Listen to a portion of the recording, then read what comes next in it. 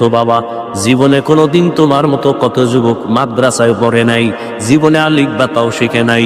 সত্য কথাটা স্বীকার করিও, তোমার মতো যুবক স্কুলে পড়ে, কলেজে পড়ে, 5 বেলার নামাজ পড়ে। তুমি সাক্ষী দাও আসেনি। তোমার কপালে কার অভিশাপ নিয়ে জন্ম নিছো, তুমি কেন পারো না রে বাবা? তোমার মতো যুবক তাকায় দেখো, আজ র্যাব, আর্মি, পুলিশ, বিডিআরের চাকরি করে নামাজি। বলো বাবা, তুমি কেন পারো না? তোমার মতোই যুবক জেনারেল লাইনে জীবনে মাদ্রাসায় যায় নাই, ডাক্তার, প্রফেসর, ইঞ্জিনিয়ার, 5 বেলার নামাজ পড়ে। তুমি কেন পারো না? তোমার মতো যুবক রাস্তায় গাড়ি চালায়, নামাজ ছাড়ে না। বলো তুমি কেন পারো না? নদীর মধ্যে মাছ ধরে, নামাজ ছাড়ে না। কৃষি কাজ করে, নামাজ বাদ দেয় না। তুমি কেন পারো না?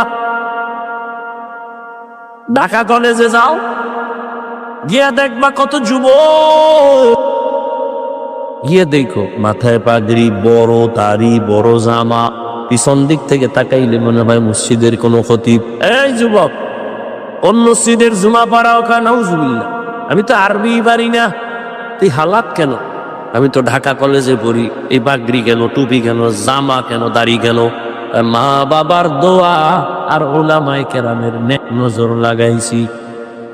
তুই এইভাবে কলেজে যাও? বলে হ্যাঁ, কলেজে ক্লাস করি, দাড়ি ফালাই না, নামাজ সারি না, পাগড়ি খুলি না, জামা খুলি না।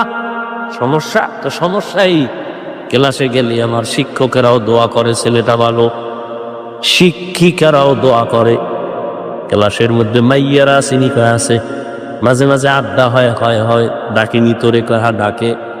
কেমনে কি হয়? বলে হুজুর, ছেলেরা যখন চল একটু আড্ডা দিব,